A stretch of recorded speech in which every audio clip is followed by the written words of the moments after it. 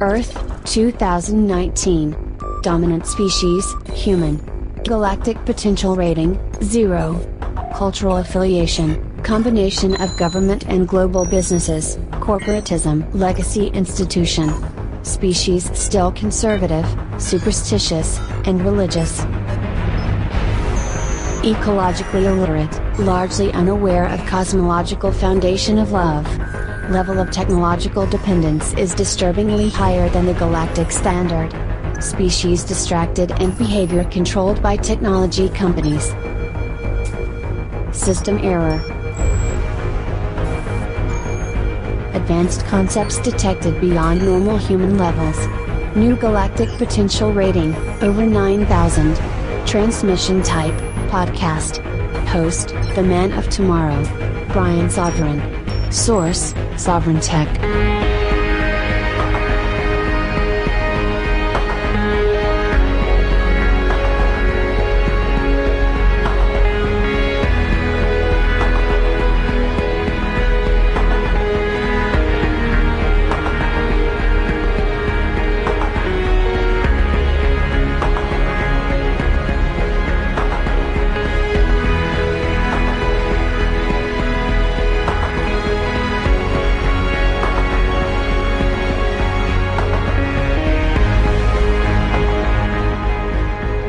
The man of tomorrow is here, and I want to talk about, for a moment, I just want to open up the show. Welcome to Sovryn Tech, obviously. But I want to open up the show wondering about Braille on baby changing stations in bathrooms. No, really. Did you ever notice this? Go into a bathroom. You understand? Go into a public bathroom, somewhere, anywhere, whatever. As long as they have those fucking baby changing stations, right? They're handy. I get it. I mean, I've used them as, honestly, I've used those baby changing stations as like laptop desks sometimes, I mean, when you're on the go and you got to go and you got to get that email out, I'm not going to leave my fucking computer sitting on the table at Starbucks. Are you kidding me? No way. Anyway, but you ever notice, like, you feel around on those things? And maybe be careful where you're feeling. But there's fucking Braille on those things. And look, it's not, I'm absolutely not making fun of blind people at all. I'm really not. But I'm just saying, let's think about this. Who is Braille for? And what is the baby changing station for? And, well, there you go. I know I have blind people that listen, like seriously, I know who you are and you're patrons and I love you. And if you want to be a patron, you make sure you go to Zomia1.com to get your hookup on that. Okay. They know if one of you actually email me, because I know we've had conversations in the past. Tell me about this because I'm just going to put that there. All right. Not making fun of anybody. I just found it to be, it's those things that you don't notice until you notice. Anyway, a much better place to talk about this sort of thing would actually be, and we'll just, we got some great stories to get into this week. Don't you worry. Oh, we've got doozies. Terrifying things to come. No, well, yeah, I want to talk about that. But before I do, if you want to talk about the terrifying things, or if you want to talk about Braille on baby changing stations in public bathrooms, a great place to go, actually a Sovryn Tech sponsor, freetalklive.com, the number 27 talk show in the United States. Only libertarian show on the air, on the radio. Can you believe that? Like really on big terrestrial, nationally syndicated radio like that. You know what I mean?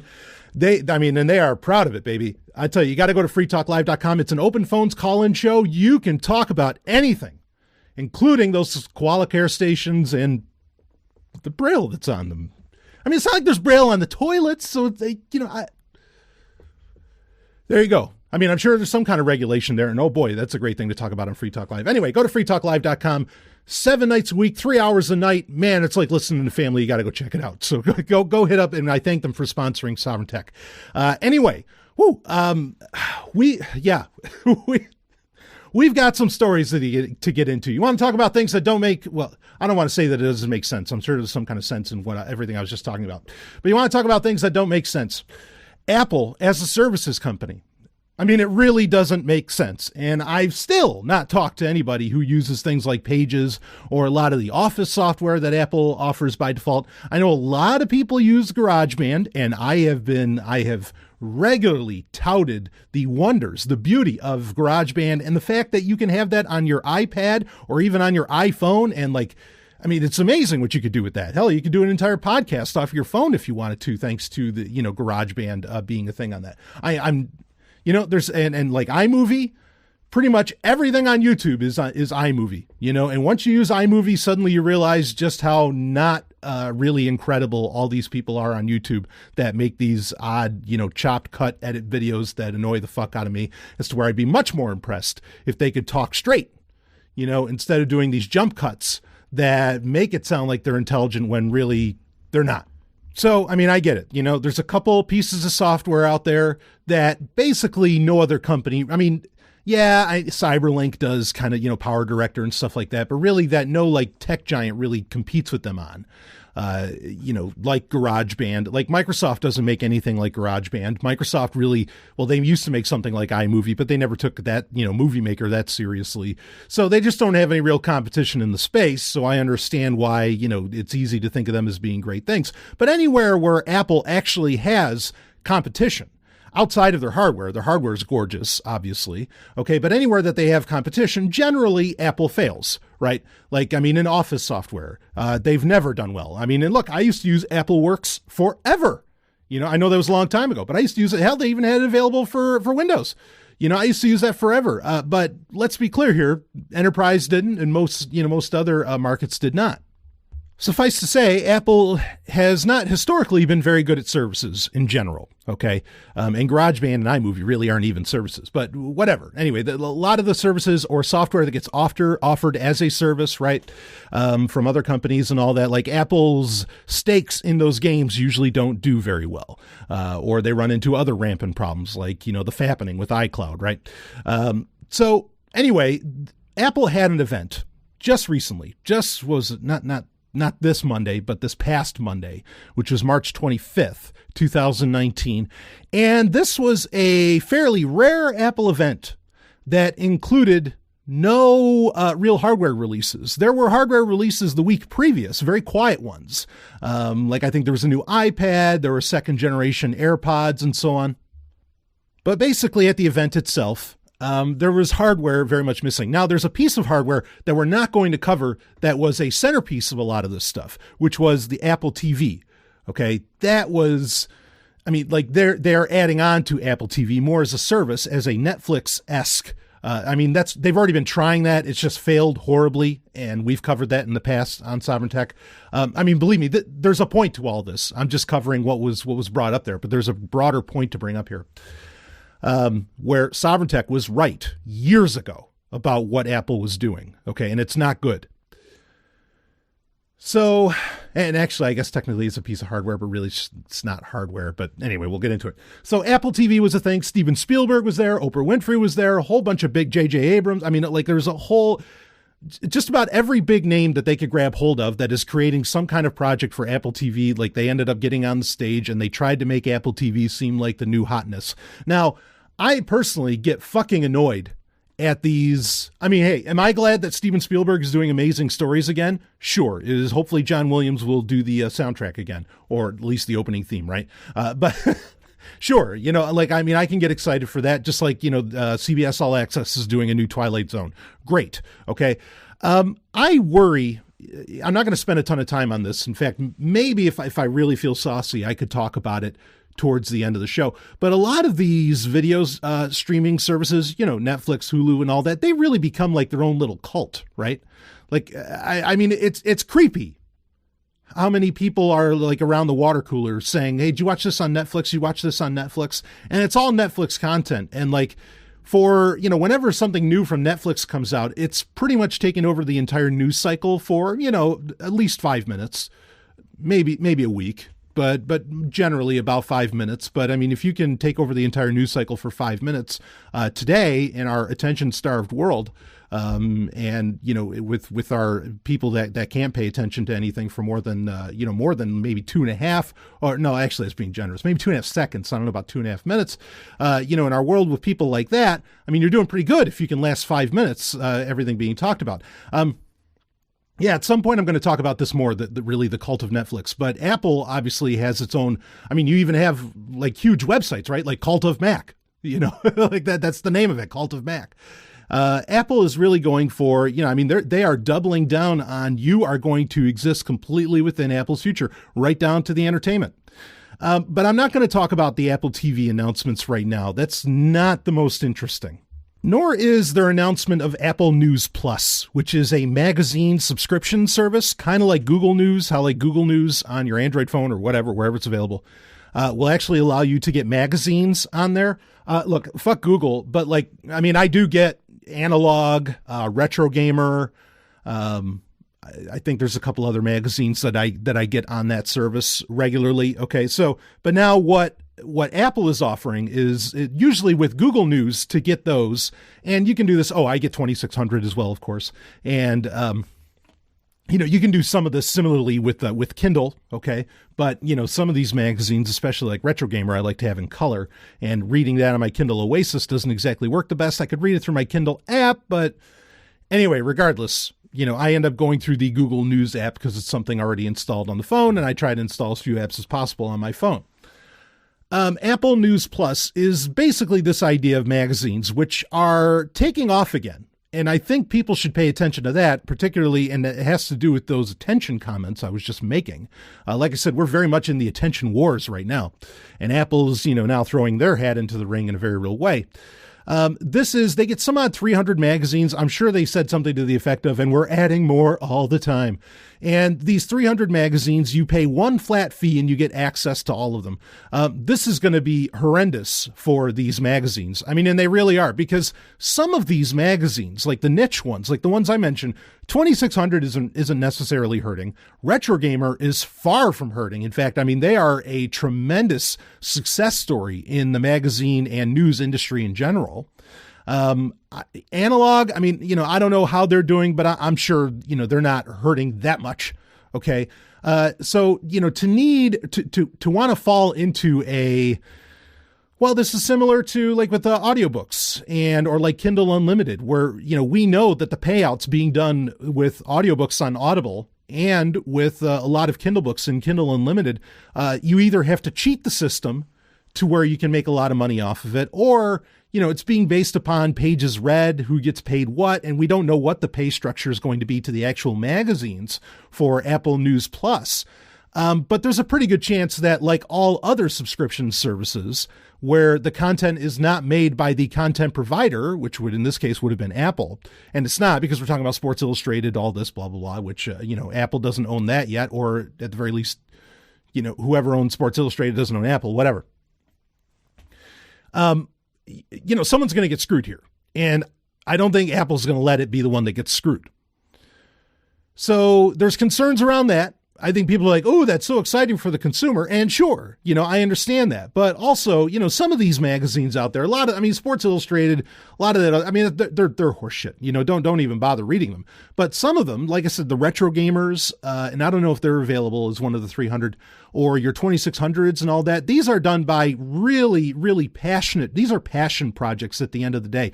Even if, whoever ZDNet or whoever happens to own them it happens to fall under their imprint, a lot of them are very real passion projects.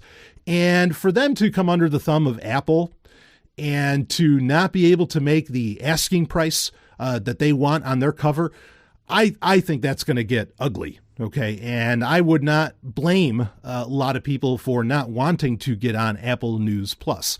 I don't know.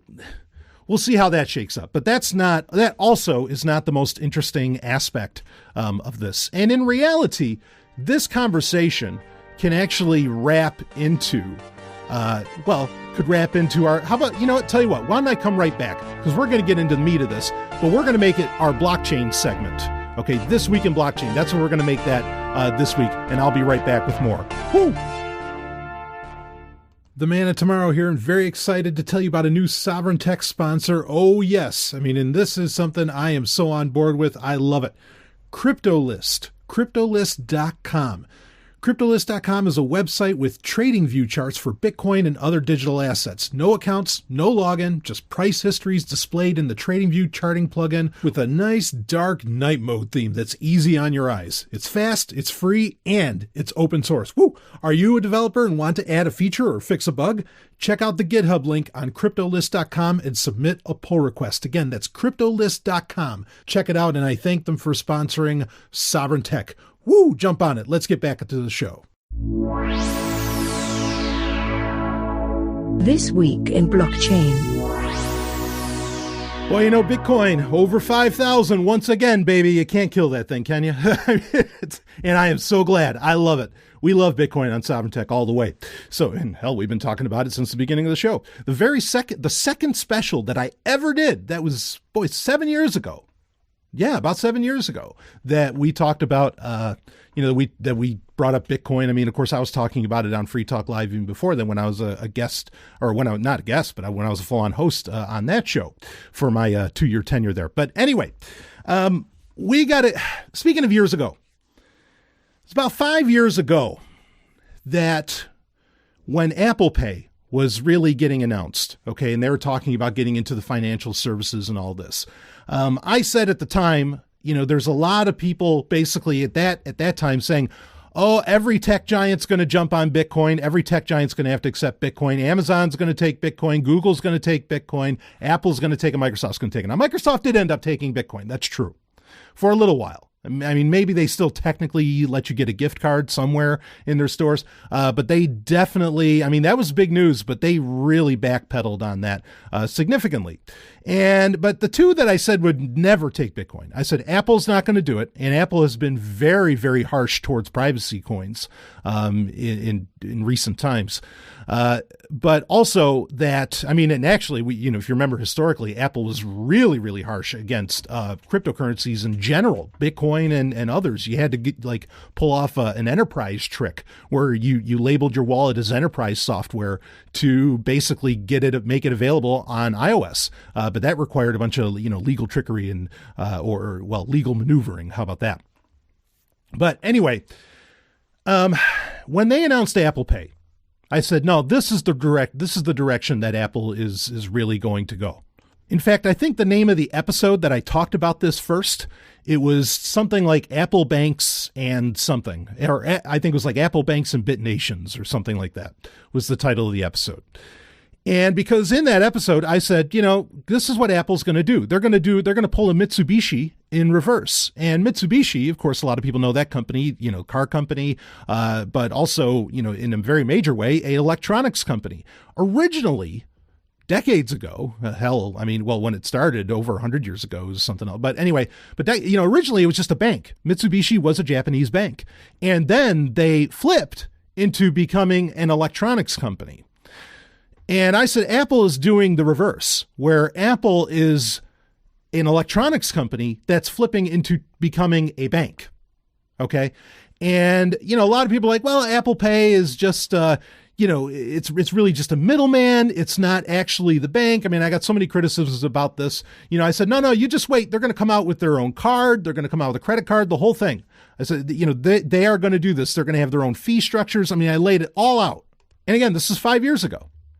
And now, at this event that we were just talking about in the opening segment on March 25th, well, check this out. In fact, I'm reading from BusinessInsider.com here. Apple is launching a new service called Apple Card, which will be coming to the Wallet app in the U.S. this summer. Reading on, Apple Card is backed by Goldman Sachs and MasterCard. Users will be able to sign up on their phones and within minutes be able to use their Apple Card. If users need help with their cards, they can contact Apple directly through the Messages app. There will be an interface that shows recent transactions that leverages Apple Maps to show where the transaction occurred. Apple Card will also have a rewards program called Daily Cash, where users will get 2% of the purchase amount amount when they use Apple Pay in daily cash. Apple is also touting no fees. No international fees, no over-limit fees, etc. They also won't charge a penalty if you miss a payment. Apple Card will use a secure element to protect transactions. Every purchase is authenticated with Touch ID or Face ID, and information about your transactions is processed on device, not on Apple's servers. It's designed with your privacy in mind, Apple's Jennifer Bailey said on stage. Now, but wait, there's more. So there's Apple Card, but then that actually is going to end up being a physical credit card. Okay, now I want to read about that, and then we're going to break it down. Apple is also launching, this is still from Business Insider, same article. Apple is also launching a physical credit card with no card number and no security code on the card. It's, quote, it's the most beautifully designed card ever, end quote, said Jennifer Bailey, Apple's vice president of Apple Pay. So basically, the Apple Card, it's a physical card that you're going to have. Now, is there a lot of privacy respecting aspects to this? Like, for example, no numbers or CV2, numbers on the card and all of this, because basically, I guess all the information, like with chip and pin, right, with the chip on it, all that information is really handled there. And if you're doing online purchasing, you can just use Apple Card through the Wallet app on your iPhone. So you never really need to see, or in Apple's mind, you never really need to see the numbers of your credit card anyway, because you're going to use some app or the chip on the card will handle the business. An independent fee structure. Okay, an actual credit card that you hold in your hand, not like Google. It's not the Google Wallet card either. Like this operates as a credit card. Okay, this is exactly what I predicted would happen. Now you can say that Goldman Sachs. Goldman Sachs. Oh, I did it again. God damn it, Brian. Help me out here. Yeah. Okay. Goldman Sachs. Goldman, not Man Sachs. You might as well teabag them, right? All right, Goldman Sachs. Okay, Goldman Sachs. Sorry, it's so hard to say that straight, and with a straight face at that. Woo. but Goldman Sachs, okay, and MasterCard are backing them. But I think that relationship, and we don't have all the details of it, is basically a face-saving one, a confidence game. It is to really just make people, it's probably to access some of that infrastructure, right, that MasterCard has all laid out, okay, and then to have the confidence of, Goldman Sachs is behind it, so you can feel comfortable. This isn't like Apple jumping into something new head first. But I think it really is Apple jumping into something new head first, or at the very least, this more brings up for me that the entire legacy financial system, okay, that is banks, credit cards, all the traditional ways that you're used to paying things, pretty much anything outside of Bitcoin and cryptocurrencies and blockchain. Okay.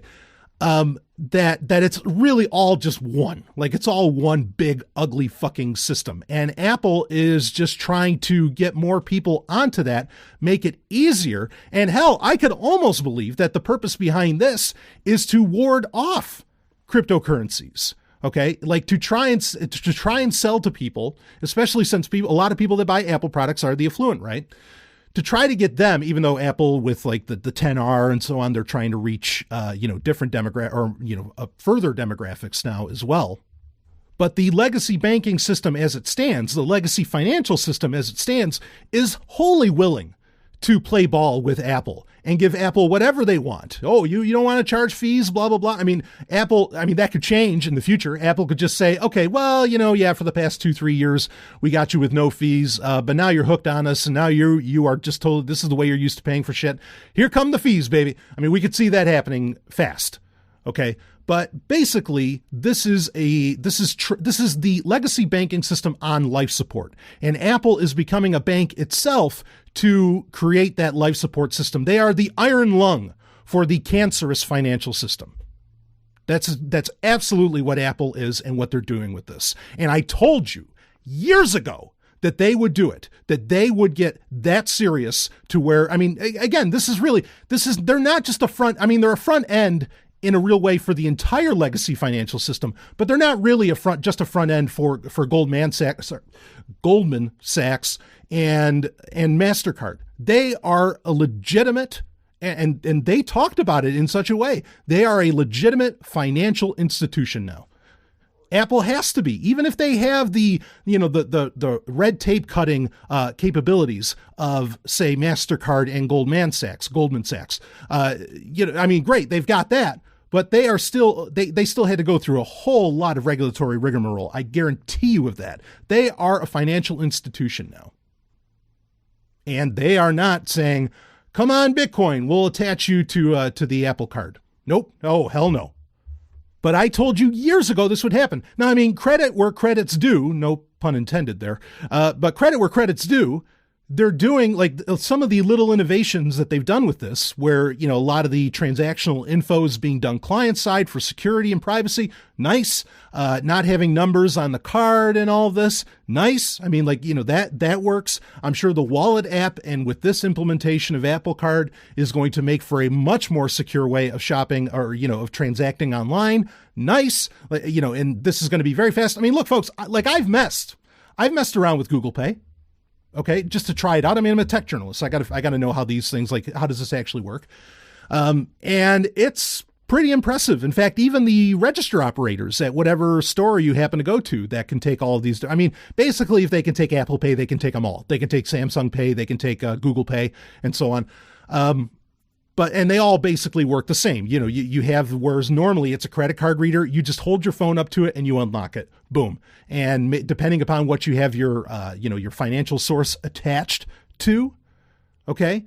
And again, this is where Apple Card is different because it's an actual independent credit card. It's not a separate funding source. It is its own source. But the speed at which a lot of these, paying with your phone works is pretty impressive. And that kind of points though at an oddity here. And that is, this feels like this doesn't feel like innovation at all, which Apple's all about innovation. Well, I guess that's not true anymore. I really, maybe that attitude's finally dead among the Apple community, because aligning yourself with the legacy financial system, okay, which Apple has done. They have not aligned themselves with the future, like cryptocurrencies. And to come out with a credit card, it feels like 5 steps backwards. In fact, where's the courage, right?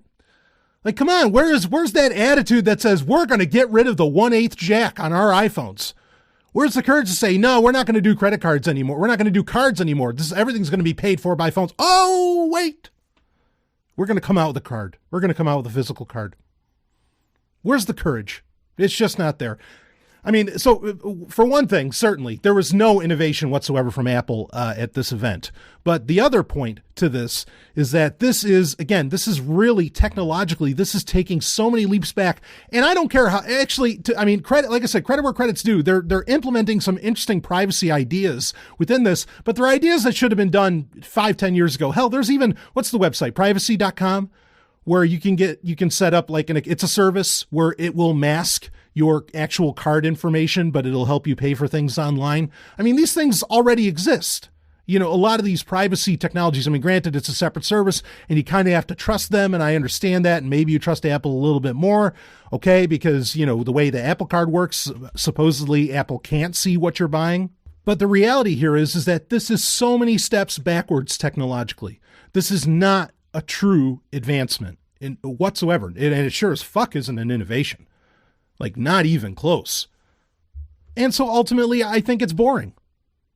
It doesn't excite me. I think that this is, now if they said that they were going to attach themselves to crypto or something like that, that could have gotten a little more interesting, but that's not what they did. Again, they went backwards. And like I said, this is the iron lung for the legacy financial system, for the legacy banking system. Do you think really that Goldman Sachs or MasterCard wants to have another player in the game like Apple? No, of course they don't. Do they want middlemen? No, they don't want anybody else that they have to deal with, and they want their fees and all this other shit, right? They're doing this because they know what's coming. They're afraid that independent money via cryptocurrency or whatever else is taking over whether they like it or not. And they're trying to come out with something, because I've said this. I said that, if Bitcoin is going to get as big as myself and many people, would wish that it will. And maybe it'll never get that huge. Who knows? But regardless, if cryptocurrencies are going to get to that size, they have to operate at the same ease as Apple Pay, Google Pay, Samsung Pay, and so on. Because, that is so frictionless. That's what people are going to want to get, or that's what people are going to get used to, and that's what people are going to want, going forward. And I'm sure, regardless of what actual information Apple does collect about how the wallet app gets used and so on, they certainly know how often. They must know that. And so, they know how much Apple Pay is getting used. They can go to Goldman Sachs and say, look how much this is getting used. This is popular. People are jumping on this. If you want to stay afloat in the 21st century, you're going to have to play ball with us. It's a very Steve Jobs move, I have to admit. But it's also taking 20 steps back. This is not moving anything forward. And fortunately, in my opinion, it really is just signs that the legacy banking system, it's on life support. Beyond the moon, fighters, wave after wave after wave, lies a lone outpost in space. A potentially dangerous alien technology was smuggled aboard this station. Beyond the stars, blood calls out for blood.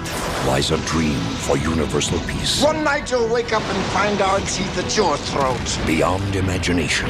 Who would do this? Why? Lies Babylon 5, the series. Babylon 5 is available for download on your favorite torrent site. See it now to experience the greatest show in television history. Babylon 5.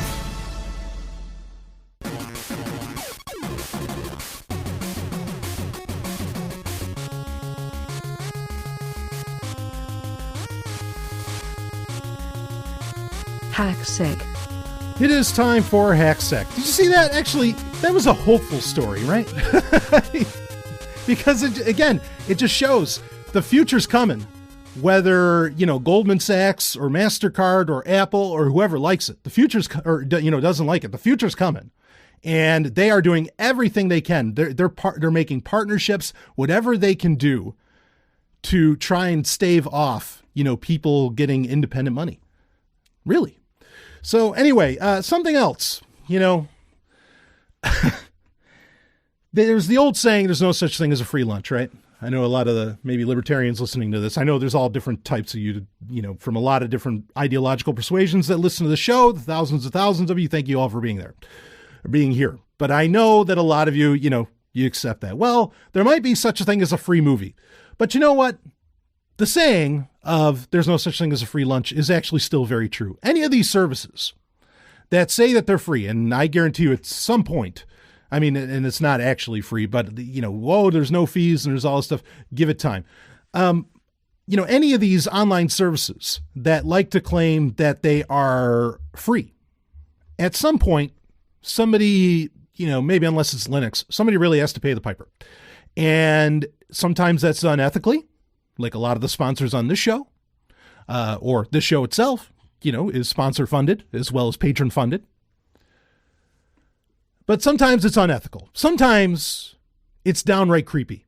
And file this one under downright creepy. I want to actually read from Gizmodo. I want to read from Gizmodo here. And it's MoviePass co-founder's new startup must be stopped. Woo! From Melanie Ehrenkrantz. And this is just from March 21st, very fresh, 2019. Here we go. The co-founder of MoviePass, which we all know how well MoviePass turned out. Reading on. The co-founder of MoviePass wants to make going to the movies more affordable, so long as you're comfortable submitting to mandatory ad watching and creepy surveillance tech. Pre-show, that's the name of this company, Pre-show, an invitation-only service launched by Stacy Spikes, uses facial recognition software to make sure you are actively tuning into a hellacious amount of ads. In return for this indentured consumerism, oh, that's a great word. That's a great term, indentured consumerism. You get a free movie ticket. Oh, well, thank you. We'll read on here. According to the Pre-show Kickstarter, so this is a Kickstarter by one of the co-founders of MoviePass, right? Which launched on Thursday, again, this would be a couple weeks ago, the company uses its proprietary facial identification software, end quote, to ensure you actually watch the 15 to 20 minutes of branded content on your device. Quote, the motion detector automatically pauses playback if you have to step away, end quote, according to the project page. Quote, you can resume watching anytime at your leisure, end quote. Now, you can't help but think of, was that season 3? Of Black Mirror, that opening episode where the guy, like, he would try to close his eyes and the alarm would go off to like make him watch the ads. It's like, oh, you have to watch the ads to earn these points. Remember? Well, anyway, continuing on with the story here. It's not until you've watched the entire ad that you'll be credited your free movie ticket. The Kickstarter page states that privacy is a, quote, top concern, end quote, for the company, and that while no users are recorded and no personally identifiable data is shared, they can share aggregated and anonymized data to their partners. So your uniquely personal habits may, as they claim, remain private, but the accumulated data still offers brands insight into the behavior of certain groups of people. That's valuable and exploitable information for a company that profits exactly from that. Quote, why can't you have an ad-supported version that will allow you to go to movies for free? End quote. Spikes told TechCrunch. That's the guy who's the co-founder of MoviePass. It's possible that pre-show is mostly a B2B play to license their watch the fucking ad technology to third parties. In the world of movie business model disruption, such licensing is common. Both MoviePass and competitors Cinemia have attempted to do this with their ticket subscription tech. Of course, if we've increasingly come to understand, free is a loaded word when it comes to reaping the benefits in the digital age. A free service oftentimes means sacrificing your time and your privacy. In pre-show's case, it dangles the promise of a quote-unquote free movie-going experience for what's a stone's throw from clamping your eyes open to make sure you consume the necessary content. And that's the end of the story from Gizmodo there. Now, I went to the Kickstarter page for this. And as of the date of this show, which I think it'll be getting released on April 2nd, you have, well, let's see, they had a goal of $10,000, which, you know, when you have these kind of crowd funds, when it's a really low number, they're not really needing the money. Oftentimes it's really, here's the reality. When you see a low number like that, you think, wow, wouldn't this need so much more to get this off the ground? Yeah, it would. But the Kickstarter is more of a way of gauging very real interest. Okay. Or if it's just wanting $10,000, that might mean it's a scam. Now, best case scenario here is that this is completely a scam and that it's not legit. And Stacy Spikes just needed $10,000. You know, like that's the idea here. But it's made out of that $10,000, or for that $10,000, it's actually made $26,000 as of this recording. Has 798 backers and 24 days to go. Now, only 798 backers or so.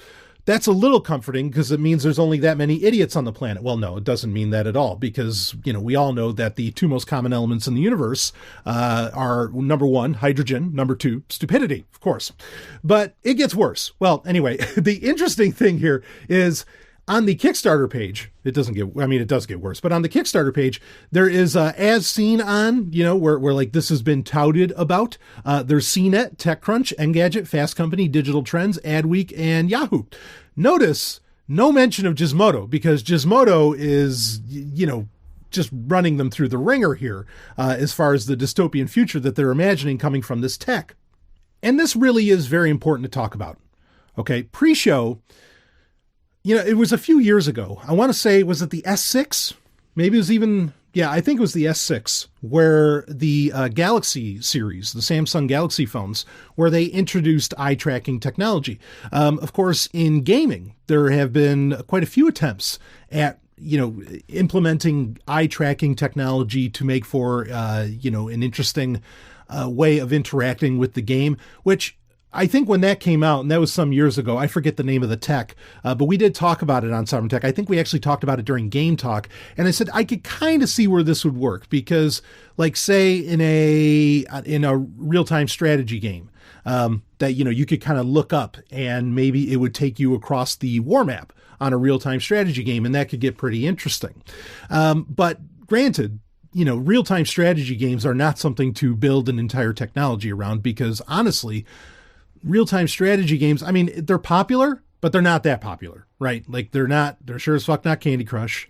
And, they're not, I don't know, take your pick of they're not Call of Duty or anything like that, which could that have an interesting implementation of eye tracking stuff? Maybe. But regardless, eye tracking technology, honestly, on very small devices like a smartphone is not new. It's been around for quite some time. Now, when Samsung was introducing it, and apparently not a whole lot of people have used it, because it doesn't get touted much. It doesn't get talked about much.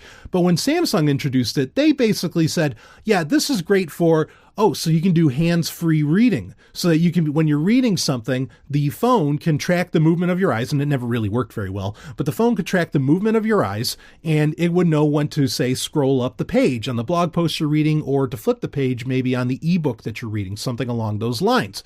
Okay. And that sounds banal enough, that sounds pedestrian enough, right? That's what that could get used for.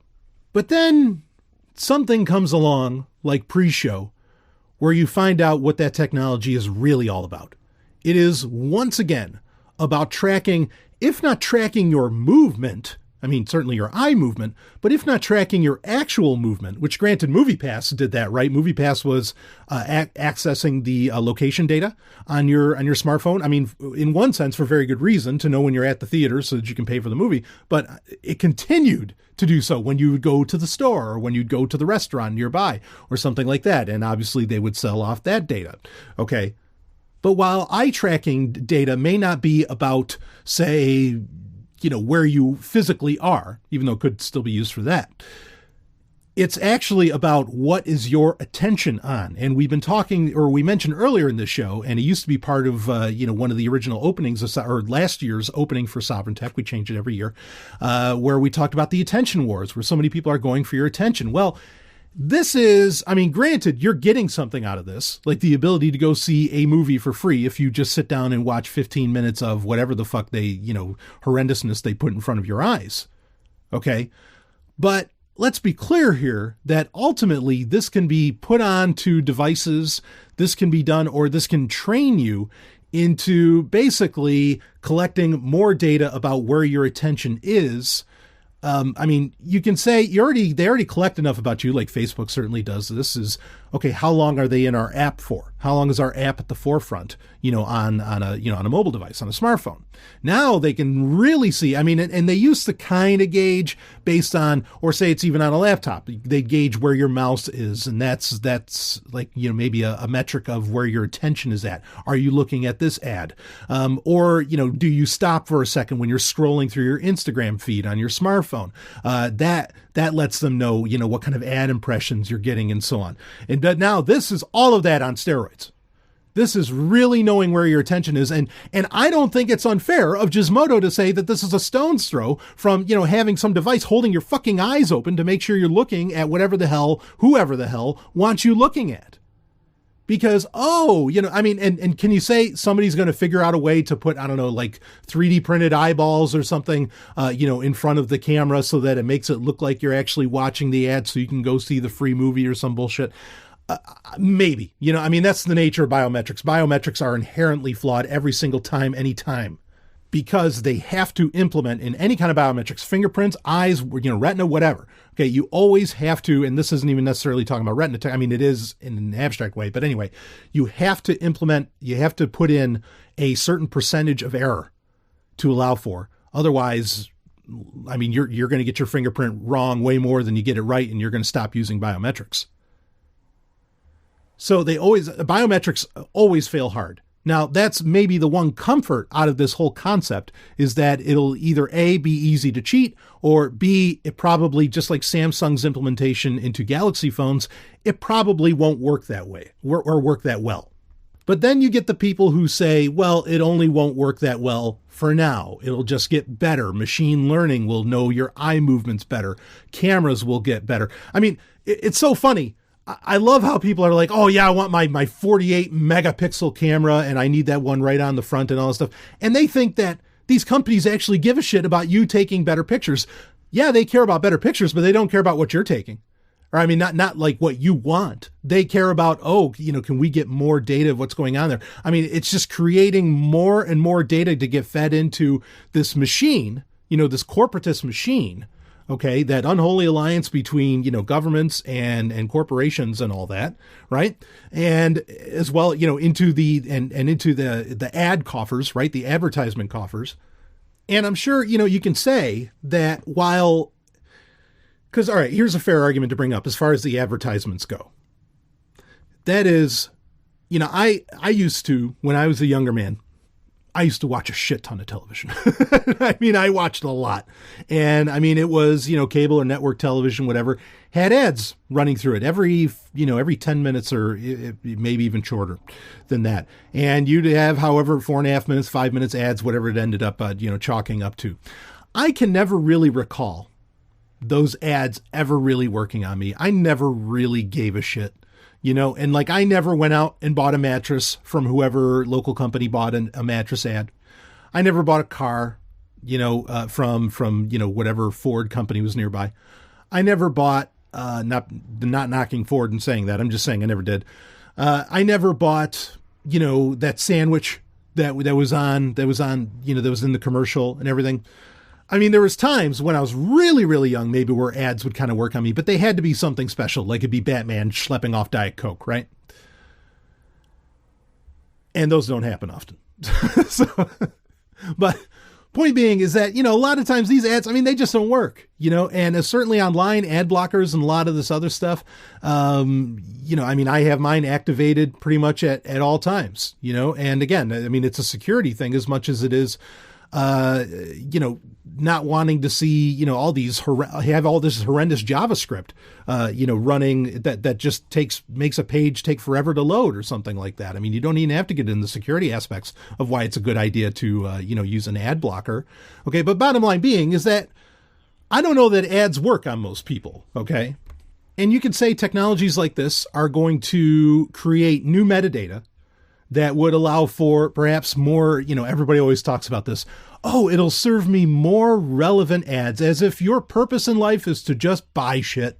Like that's what it's all about. We just need you to buy instead of hodl.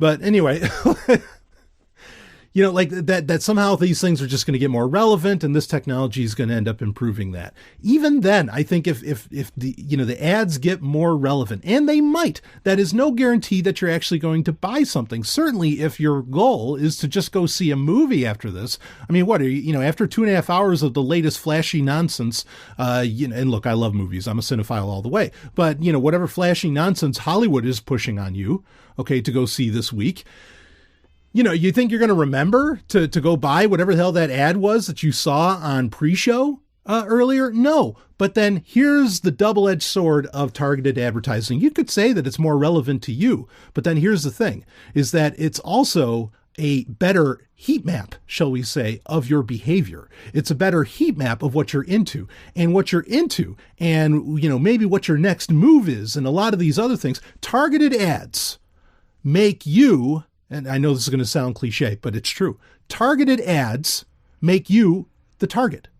Okay. And you become a target, and governments can use that data. Targeted ads are a great way to track you, a tremendous way to track you. And I mean, a lot of, you can go to DEF CON, you can go to Black Hat, either of those, and you will find many a hacker who's going to tell you just that. You can find the quotes online too about how targeted ads are as anti-privacy as you could possibly get, because I mean, it can not only track where you go, what you buy, and what you do and all that, but like it's really creating a behavioral map of who you are, or trying to anyway. Now, I mean, for me, I've never gotten that's another thing. And I'm not necessarily the best person to talk about the whole ad industry other than fuck it. But I mean, look, I have sponsors, I have advertisers, I've been an ad exec, okay? I deal in press relations. Like I know how this industry works, and there are plenty of really legit and valid and wonderful things. The sponsors on this show are giving you something that is genuinely very, very useful. And I implore you to frequent any advertiser or sponsor of this show and check out their stuff. But at the same time, I mean, like there's nice ways where you can set up like tracking URLs, or not tracking. They're not like necessarily tracking you, but knowing that say a listener goes to, a site or something, if you go to BlockTap or whatever, there can be a URL set up, okay, where, they know that that you came from me, or you can tell them. And I even implore you, let them know that you heard about it on Sovryn Tech. Okay. But really at the end of the day, you can be as private about this as you want. You can just go to their website. You never have to tell them where you heard it or anything like that. And you can make use of a great product or a great service. Okay. And that's the more ethical way to do it. It's not a targeted ad. Okay. I mean, I know who my audience is and I know what you're interested in. Okay. And these people believe in this show and they support this show. And I'm really honored by that. Okay. But that's the way to do it. That way you fall outside of this system that really, at the end of the day, that really is just designed to feed, whoever, whatever part, again, of this corporatist system that needs feeding, be it the NSA, be it, whoever needs all that tracking data and all this stuff, or even attempts perhaps to, Facebook has engaged in behavioral experiments before where they would show you more depressing posts to see if they could depress you and all that. I mean, you pay attention to this shit before you see the ads that pre-show wants to push off on you so you can go, see a free movie, see the reality of where all of this can go, see the reality of what this is going to end up getting used for. I mean, who was it? Matthew Green. Matthew Green was of Johns Hopkins University, one of the best cryptographers in the world. He came right out and said on Twitter, in reference to this very story, he said, I will poke out, I will pry, or he basically said, I will pry out the camera from my smartphone before I let it schlep me advertising. And damn right. Because this is going to shit on privacy like there's no tomorrow. I mean, it's just adding in. I tell you that all the time. I mean, smartphone, there's some, genuinely great things that you can end up doing, with that, some of which we kind of talked about earlier. Okay. New ways of transacting. Like, it's awesome when you pop up, Mycelium wallet or something and, you do a Bitcoin exchange, right out of a device out of your pocket and all this. Tremendous, right?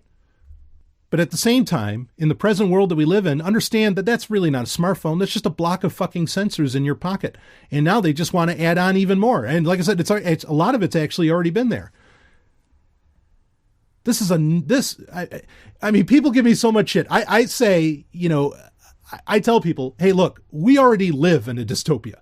We really do. In fact, someone tweeted at me earlier a picture of like Amazon it was an airship for Amazon. It was like launching out drones from underneath it and everything. And they said, wow, it sounded like something out of Sovryn Tech 2099. And I'm like, yeah, it is. It really fucking is. And, we're already living in the dystopia. We're building the technologies that can, I think dig, at least those that want to take the reins can dig us out of it. Okay. But we're already in the dystopia, and this is just more dystopia. Black Mirror is not science fiction. Are you kidding? And someone's going to say, don't you know Black Mirror is on Netflix? Yeah, it's also on torrent sites. Woo! Oh! But what to do about this? Basically, know that the technology that can really help feed pre-show. I mean, it's an enhancement, but it's largely already there. This is where eye tracking is effectively going to go. Don't let them try and sell it to you as something else. Okay? Really don't, they're going to tell you the benefits, but then think, wait a minute, what else can they do? And you got to pay attention to that. All right. So understand that, but then understand this is something that people are trying to do. Be aware of it. And at the very least, don't fucking install that app, and sure as hell don't back it on Kickstarter. Anyway, we'll be right back with some more Sovryn Tech. Woo!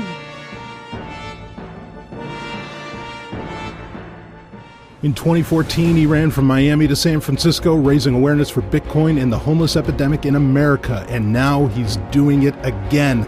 On April 9th, 2019, blockchain evangelist and advocate for homeless rights Jason King is going to run across the North American continent, Miami to Santa Monica. 5 years later, his commitment to promoting blockchain technology and fighting the homeless epidemic in America is stronger than ever. And you can help Jason now by going to blockchainacrossamerica.com. While you're there, donate to Satoshi Forest Sanctuary Incorporated to help the homeless, along with all kinds of other ways you can help. Get involved today. blockchainacrossamerica.com. That's blockchainacrossamerica.com. SovrynTech.com.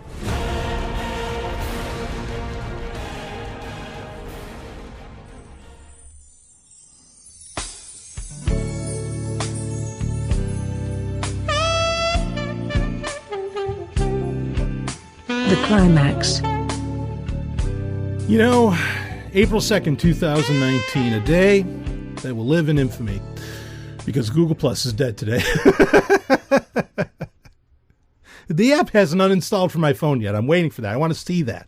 I have like this little rule where, and it's kind of arbitrary based upon how I set up Nova Launcher, but, I don't let... I have a certain amount of apps, a certain set number, and I look at them by stacks, by rows and columns, how many I allow on my phone. And if I want to install a new one, I have to get rid of another. I really do not let these apps get out of hand on my fucking phone.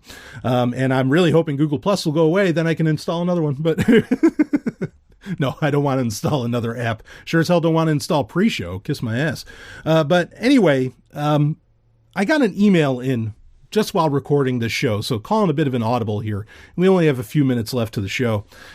This plays off nicely from last week's Climax, which the Climax is where I can talk about whatever the hell I want. I could review a movie, a TV show, comic book, a book, whatever. And actually, or it could be a topic. And ironically, this is a topic about books. Last week was a topic about movies. We talked about how, I believe it was last week, we talked about how Ultraviolet, the Hollywood run version of trying to give you a digital copy of your movies without you going to Pirate Bay, or 1337x.to or something. They don't want you going there to download movies, even if you bought a copy of the Blu-ray. So the Blu-ray would come with a digital copy that you could get from Ultraviolet, but then Ultraviolet just is shutting down and you've got until like June to get your, to download your movies. But guess what? Because of copyright concerns, you actually might not be able to download all of your movies and you might not be able to transfer them to whoever. And of course, we said the ultimate answer to this is the nature of a lot of subscription services, is that you never actually own your content. Think about that with Apple News. Not to say that, or Apple News Plus, not to say that Google News or even Kindle is any better about that. Of course, historically, Kindle has removed books from devices. Amazon has literally pulled. In fact, ironically, it was Animal Farm in 1984 by George Orwell that it pulled from their Kindle e-readers years ago because of a copyright claim. Even if you bought it, sure, you could ask for a refund, but you're not going to be able to keep your book. You're lucky if you can even do that. So the concern around, this gets into conversations around DRM, right? Digital rights management and so on. But I'm not saying that we need to go back to physical copies of things. that doesn't hurt either. But at the same time, I'm just saying that we need to be able to take control of our data. That is a major, major message of Sovryn Tech. Okay. And Ultraviolet was a failure. And I never even, and I buy Blu-rays. I have a fair sized Blu-ray and DVD collection. Anything that I really care about, I purchase. And I never took advantage of those Ultraviolet codes. One is that they also, they had an expiry date even on the card. You had to, it was even more trickery because they basically forced you to buy the movie within the first few months, or they tried to force you to buy the movie, to buy the Blu-ray or DVD or whatever within the first 2-3 months. That way the Ultraviolet code was still valid for you to get a download of it. Really, really ugly shit, because they know most people are probably, like myself, are willing to wait for, that Blu-ray, it's $25 now. It'll be $7 in about 6 months. So or a year, maybe even. So, I'll just wait because, there's plenty of movies, plenty of shit to watch. We certainly don't have, there is no dearth of content, of entertainment these days. There might be a dearth of good entertainment, but there's no dearth of entertainment. So I got an email, and this is pretty interesting. In fact, it's a subject I didn't get into in this show. I wanted to talk about the ASUS malware, use Linux. There's your answer for that. But I wanted to also talk about Microsoft's, there was the leak of the new Chromium web browser version of Edge that and in fact, I even titled an episode back when they first announced it. I called it Microsoft Chrome. That wasn't that long ago. But there was a leaked version of it and people looked at it and they were pretty fucking impressed. Well, something that might be because of that, not exactly sure. I think it's somewhat related, but let's read this here. And the email I got is, it just says, sigh. And of course, the email address is bbs@sovryntech.com. It says, sigh, more of this crap. Quote, in fact, there's a link, I'll put it in the show notes from ZDNet. Quote, Microsoft has pulled books from the Microsoft Store and is planning to offer customers who've purchased any ebooks via the store refunds, as their books will no longer be accessible as of July 2019. Very much like the Ultraviolet situation. Okay, now you can say, well, at least Microsoft is offering refunds. Sure. But what about, like, didn't you want those books? You know, maybe you wanted to keep those books. I mean, isn't that what, like, one of the most impressive things we think about historically is like large collections of books and everything that, you know, that people would have and all this. I think this presents a problem. And this is more of that ultraviolet horseshit, where if you, because of, say, DRM or whatever else, don't have actual control of your data, it's just a matter of time before you lose it, before a service shuts down. And while giving people refunds is awfully nice of them, because like when Barnes & Noble shut down a lot of their Kindle programs or services, or not Kindle, I'm sorry, their Nook services, they weren't so kind about the matter. But this is a very real reality with a lot of digital content that's controlled by DRM anyway. In fact, with games is the thing. If you listen to Game Talk on Zomia 1, I talked about on that show, I talked about the new Google gaming service. And in this month's Game Talk, I'm going to talk about something we didn't get into that Apple also announced, which is an entire Apple gaming streaming gaming, or well, no, I don't know about necessarily streaming, but an Apple gaming platform. But basically all of these things, even if you pay out, like $7.99 for a book on Microsoft Books or something, because they sold books in the Microsoft Store. Obviously, you see how well that went. And how I say that that's related to the Chromium version of Edge coming out is because Microsoft Edge was turned into very much an EPUB and PDF reader, like by design. And that was to facilitate, one would argue, the fact that Microsoft added books, and books weren't even originally part of the Microsoft Store. Like that was, that's only been around for a couple of years. I guess it didn't work out well. Well, whatever the reality is and reasons behind that. I mean, maybe it's because there's already plenty of services out there that have a corner on the market as far as ebook sales go. But regardless, even if you pay full price, say, for these books, you're not going to be able to keep them, but they're still basically more or less charging you the same thing, a paper version of it would cost. Now, I mean, there's services like within the gaming world, like you have GOG.com, right? Which if they sell you a game, you can basically, and there's some third-party DRM that's been leaking into GOG games lately, but you can basically play it forever. Right? Like, I mean, you can download it and you can use the files that you download and you can install it on at least modern operating systems. And you can go forward. Even if GOG shut down tomorrow, they probably give you a little window within which to download all of your games, and you could play them into veritable perpetuity. Veritable. I mean, not exactly, but about as close as you can get in the same line of thinking as consoles go and all this. But not every company is going to do that. And it's a little creepy. Apple's coming out. I mean, you're already seeing where Google just shut down Google Plus, but I mean, Google shuts down everything. That's why I wouldn't count on anything that they ever put out. But that's what I'm trying to tell you is don't count on any of this stuff. The only thing you can count on is non-DRM restricted or offline versions of content and of media and entertainment. And if we're talking about paying attention to things, pay fucking attention to that. You could spend thousands of dollars on games with IAP or, all these books or whatever, and you might want those books forever. I mean, like I want the Dune series. I reread that regularly. Okay. And, I want to own copies of that. And frankly, like if you counted on Microsoft Books to do that, oh, that's nice that you bought those books a couple of years ago, but guess what? You're losing them now. You're not going to get access to them. Now, is there a way to strip DRM from things? Sure. Every Kindle book I ever buy, because I'm big on ebooks, every Kindle book I ever buy, I strip the DRM from it instantly. I think it's the only ethical thing to do. Because you put your money down, you deserve to hold on to that data. And I don't care what their terms of service say. You put the money down on it, that's yours. DRM is such an ugly bit of business, and that leads to this kind of thing. So, I mean, in one sense, giving refunds, like, sure, that's going to cover their asses legally, but is that the right way to end of life things? No, they should just release DRM free versions of the books. Here you go. You can download them and you could still read them in Microsoft Edge. That's going to be interesting to see whether or not the Chromium version of Edge can, because that'll be out probably in the next month. It looks like it looked pretty ready when I saw the leaked version of it. It's going to be interesting to see. Is it still going to be an EPUB reader? Obviously, it can do PDF. Every web browser can do PDFs.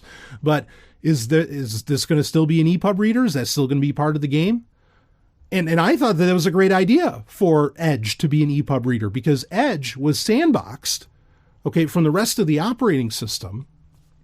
In fact, if you're enterprise, Edge was even running in a VM instance, which is tremendous. And an EPUB is effectively just a zip file. So there's security concerns to have there. Now, I mean, the Chromium version of Edge should still be sandboxed, but again, like I didn't think it was a bad idea. You know, use Linux, sure, but I mean, I didn't think it was a bad idea of what Microsoft was doing by securing the fuck out of the web browser, you know, including for its ability to read different files, you know, different file formats like EPUB. Buy into these services, you know, with caution. In fact, if you can help it, just don't. Just don't. I'm glad that it appears Microsoft got the market signal that, well, fuck. Books, not a good idea. But I would almost believe that they shut down Books. A, it wasn't profitable, but B, they just backtracked on it because they weren't using how hard is it to put an EPUB reader into Chrome? I can't enter into Chromium code. I can't imagine it's that hard, but I would almost believe that might have more to do with it. Regardless, yeah, this is more of the same shit where you put hundreds of dollars or however much money into something, and now you're getting leftover. I mean, maybe you're getting a refund, but as far as like the joy and content of what you got, you're getting left with bupkis. Way to go. Anyway, Satan bless the torrent community. That's it for this week's Sovryn Tech. Oh boy, it's all shutting down. Shut it all down. No. Some of the stuff we want to keep running. So, I will see all of you, and we'll talk about. Hey, we had some happy stories this week. Are you kidding? We had some good things come out of this, I suppose, or at least some signs of good things coming. Anyway, we'll talk about more next week. I will see all of you on the other side, and make sure you're a part of Zomia One. If you want to get more content, you want to hear all kinds of other shows, Zomia1.com. Go check it out. I will see all of you on the other side. You just experienced Sovryn Tech. Go to sovryntech.com, that's SOVRYN tech.com, and connect with us there. Find links from today's show and catch our podcast feed. Sovryn Tech is copy heart. Copying art is an act of love, and love is not subject to law. So please share the show however you like. Welcome to the evolution.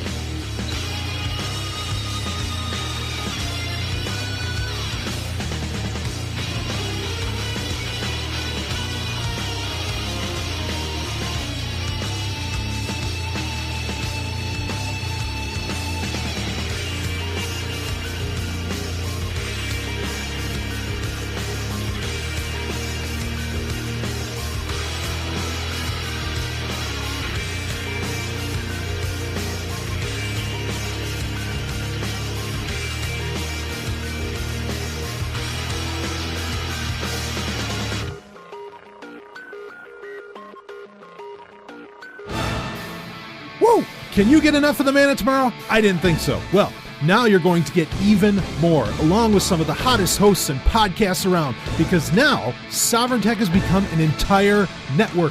Zomia One, the most rebellious podcast network in the galaxy, with bleeding edge shows covering science, technology, and even pop culture.